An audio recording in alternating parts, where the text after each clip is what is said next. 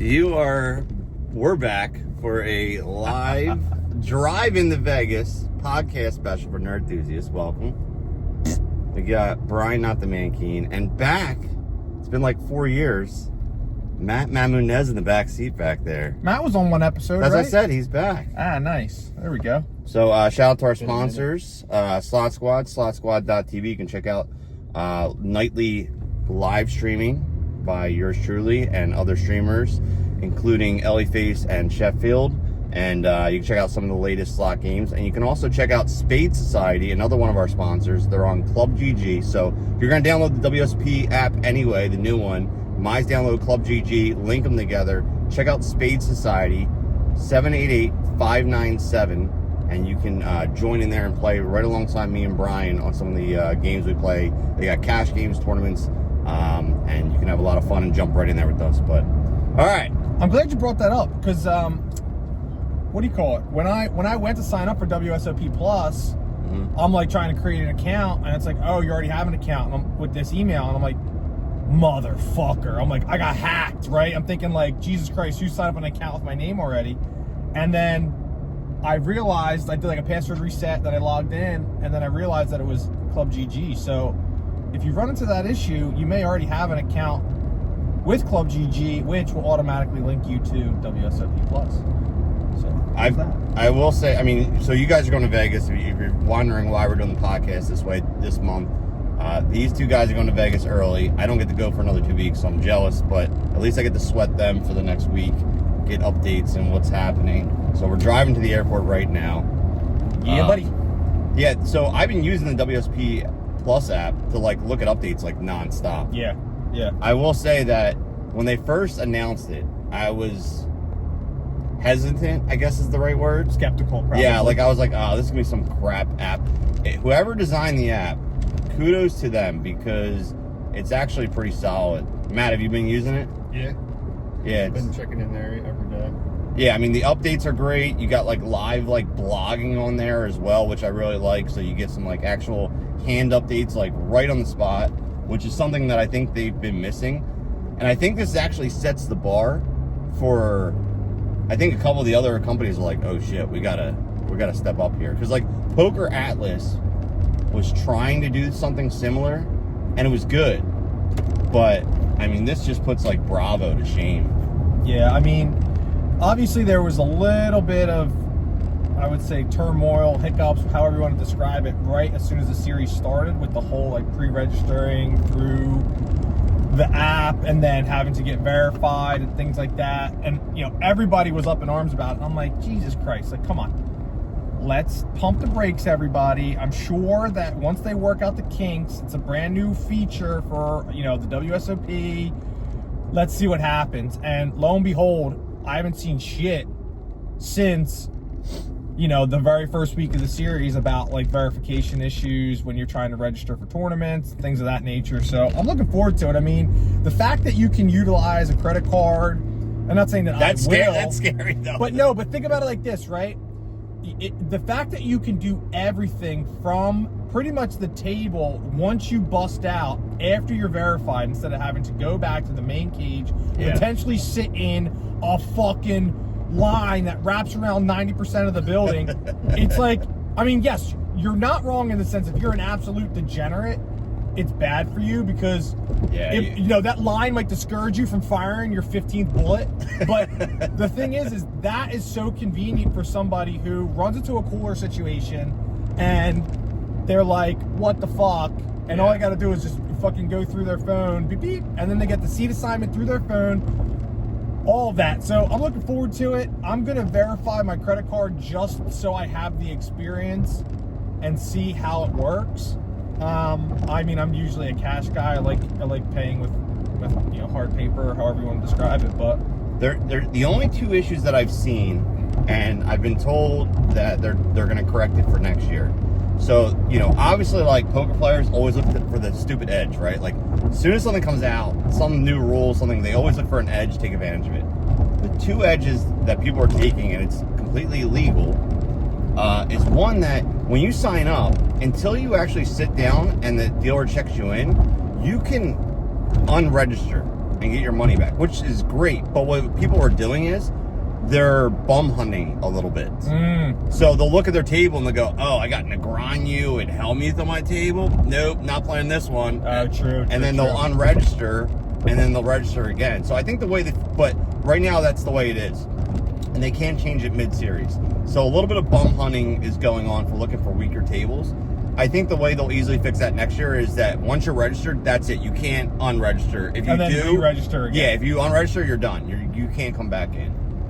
So that's the one issue that I've been seeing a little bit. And then the other issue is people are, I don't know what you want to call it, if there's a phrase for it, but they're basically fading the blinds.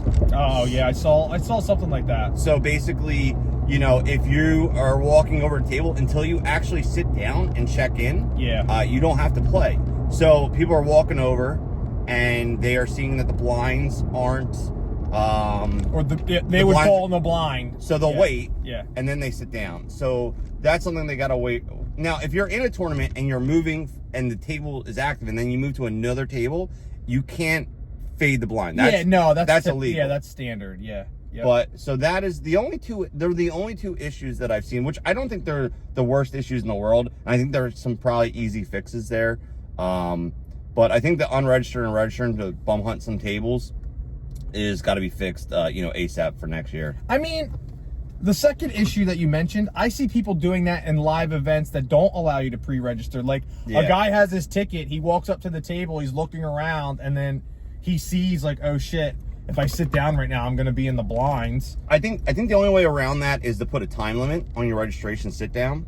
Something along the lines of, like, once you register, you have 30 minutes to sit down or something like that. I don't know how else to really get around it. Well, see, so right now, I have the tournament ticket in my cart on WSOP Plus.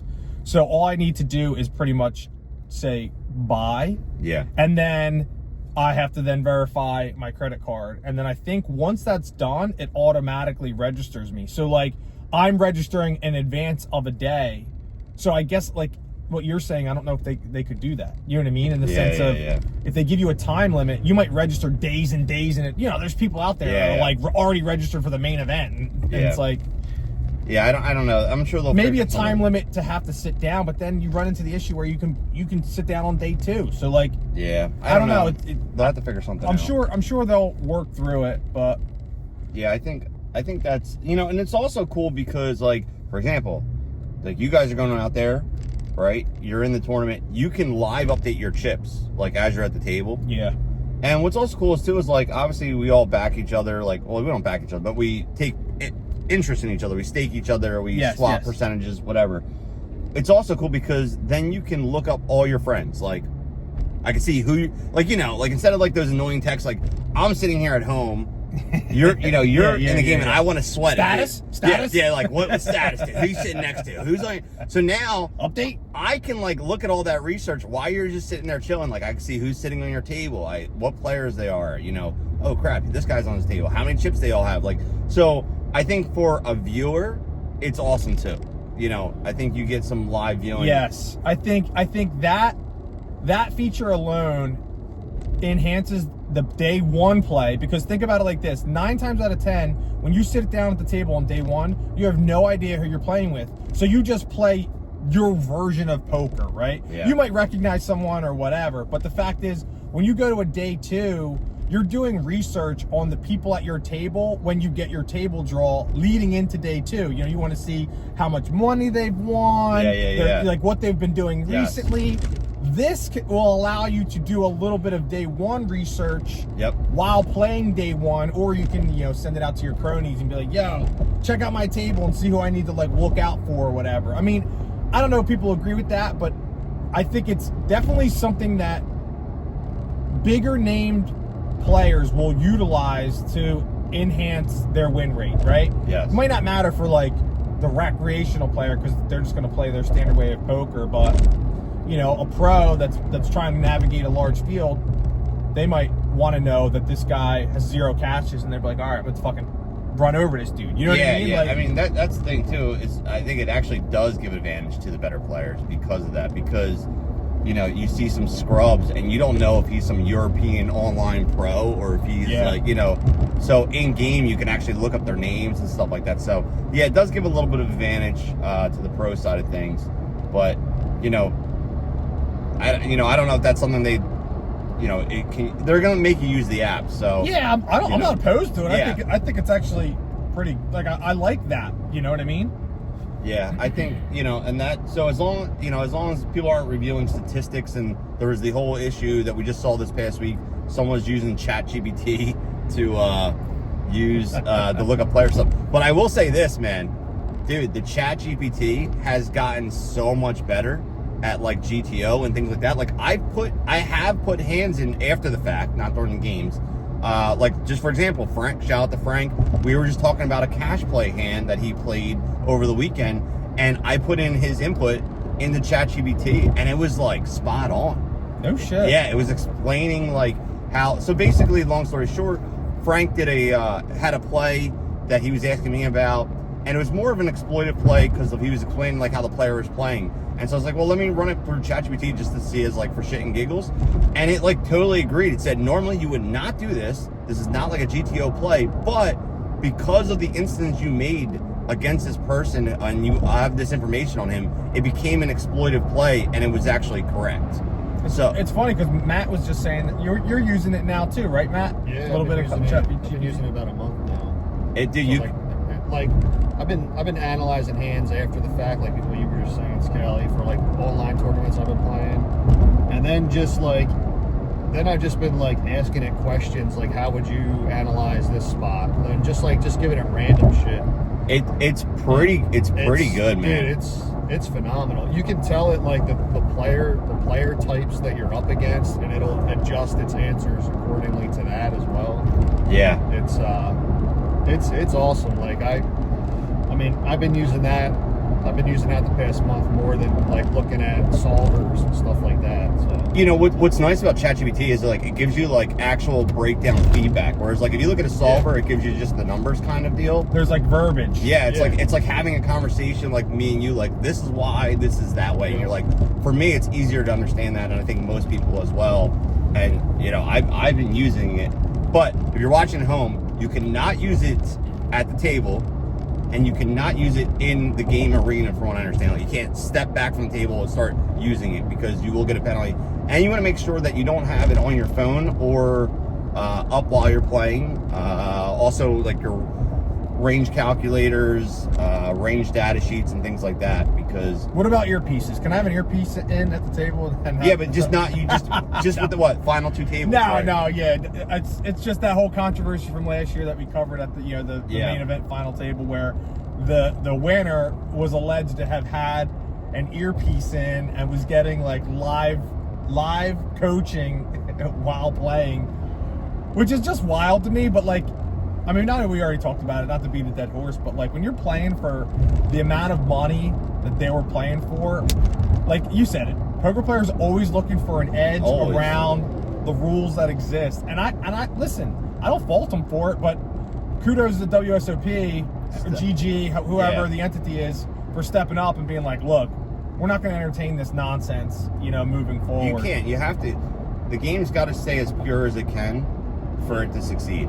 he was out of his seat like every hand. Yeah, every hand. Walking back to. They were reviewing hands, and so that's all gone this year. I mean, you said it. It's not okay. So a lot of people out there think they're pros, but they're not pros, right? Like they think they're better than they really are. But that's just it.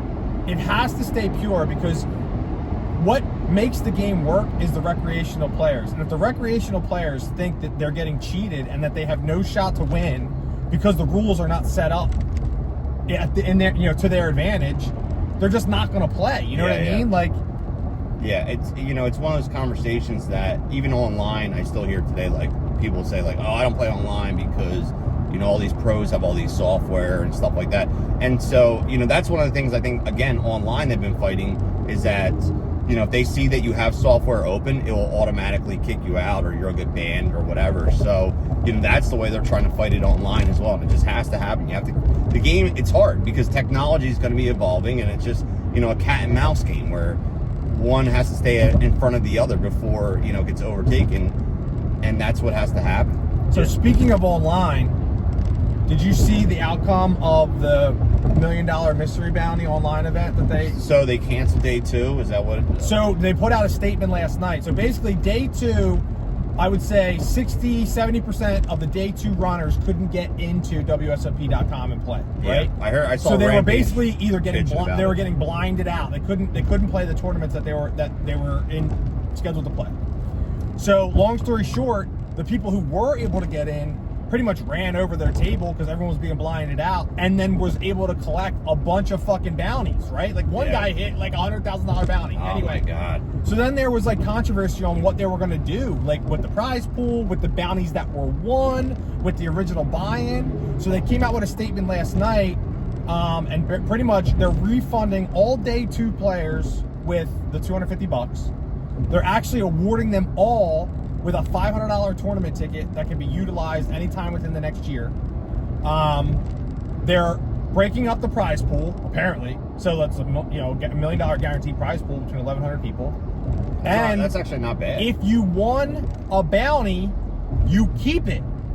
Really? Yes. Oh So my. if you were one of the lucky fucks to get on to day 2 and actually be able to play, they're allowing you to keep the bounty that you won. Yeah, you know what? I bet you there's some kind of legal reason there for that, because, like, for example, when I won my bounty in the Regatta, it's not considered part of the prize pool. It's like a separate entity, so it's almost like a lottery scratch off. Like winning a It's like a prize. jackpot or something. Yeah. So I think there's probably some legal issues with that, of like, you won the prize and now you're trying to take it back. Like, I think that's, it sucks, but for the other people, but I think they're probably stuck in that spot. They have to pay those out. Yeah, I might have missed 1 or 2 like little things that they were doing, but those were the major ones. Mm-hmm.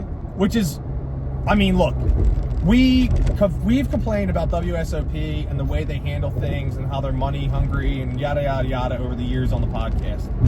They don't really always do things for the players to benefit the players. But this is one of those circumstances where I feel like it's actually really fair. Yeah, I mean, like, what else are you gonna do? I think that's the fairest way you're gonna do it. But the fact that they're giving like a $500 tournament ticket On top of it. of it, Yeah. not to mention they're divvying up the prize pool to they're guaranteeing the $1 million guarantee or whatever. It was $1 million guarantee, but I'm thinking it's like half bounties, half, you know what I mean, half. So maybe the prize pool's $500,000, and then whatever bounties had already been won before they froze the event. Speaking of throwing extra money in there, you saw the WPT $1 million pass. Oh, I know, So that's dude. okay. So that guy is MLav. He's an OG NG online player. Matt, you might remember him from back in the day.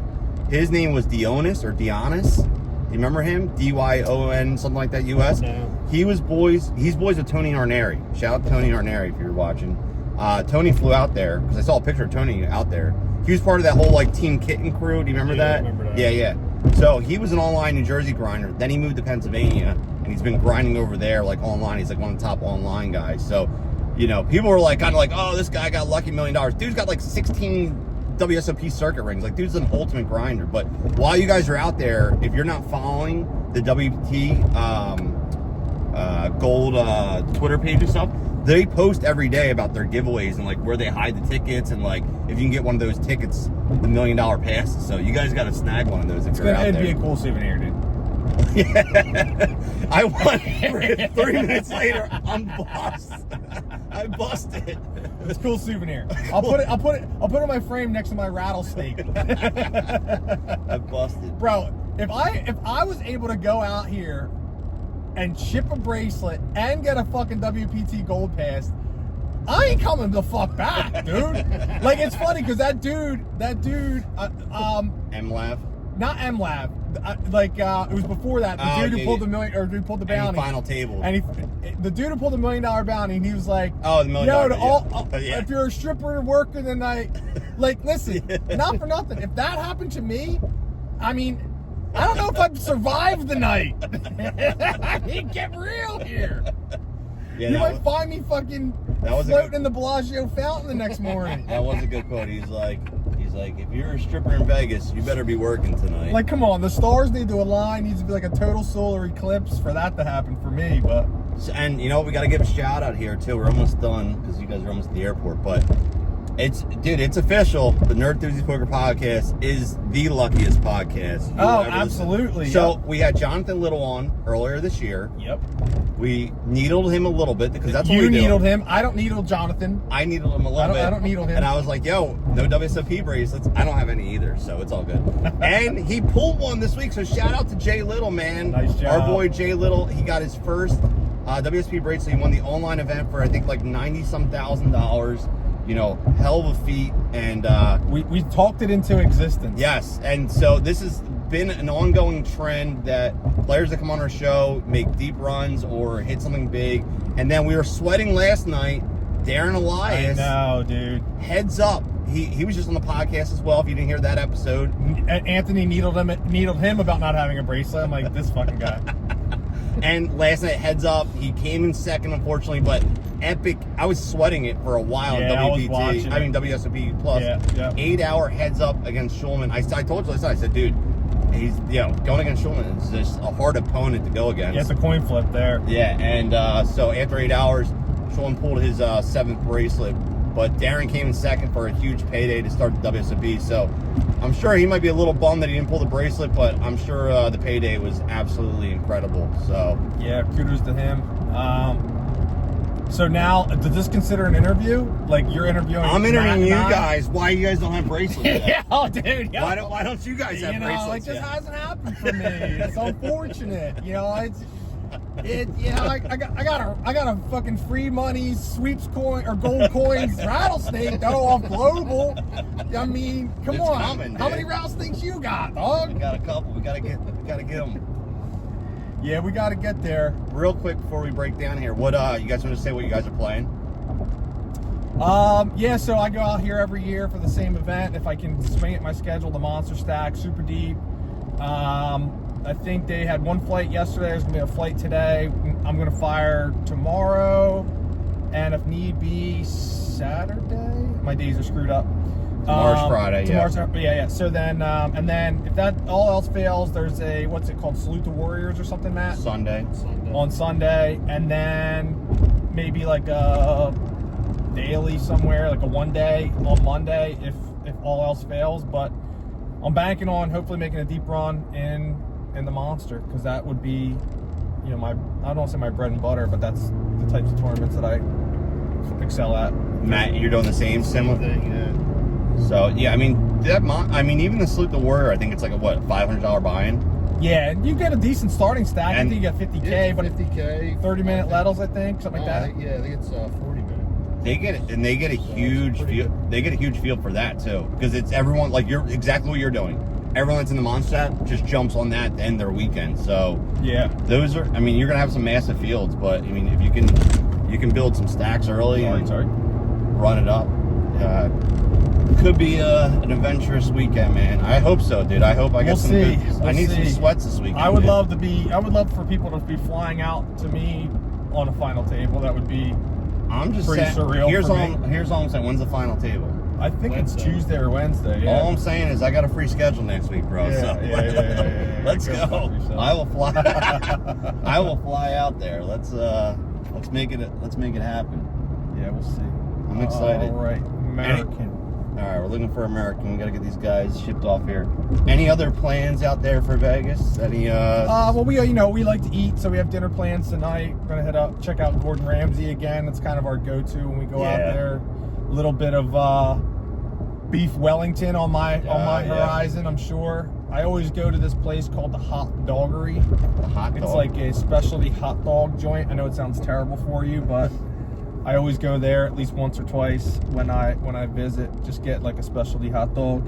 Oh, I do. I'm trying to hit the Pizza Rock this year. Yo, Pizza Rock or Evil Pie. Evil Pie is not as good, I've had in my Evil. opinion, Yeah, I've had that. but it's good. But dude, Pizza Rock is where you never been to Pizza Rock, Nah. bro. Pizza Rock is where it's at on off Fremont Street.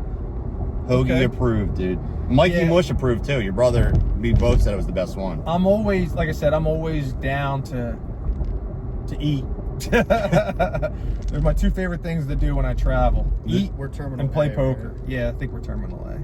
The when I go out there, the only thing that a couple like nerdy things on the side since this is Nerdthusiast. I want to do that John Wick experience when I'm out there. That's new this year. Oh, word. So that's something I want to check out. And then the only other thing too is they have this like new, I don't know if it's brand new, but it's a horror cafe. It's a horror like coffee shop, just like off the strip somewhere. So they're my two like little nerdy pit stops I'm probably gonna make. I'll make like a little video when I'm out there, just highlighting it for Nerdthusiast. I know we did the Avengers experience a couple years ago. That was pretty cool. So Jeff Barton, shout out to Jeff, JB.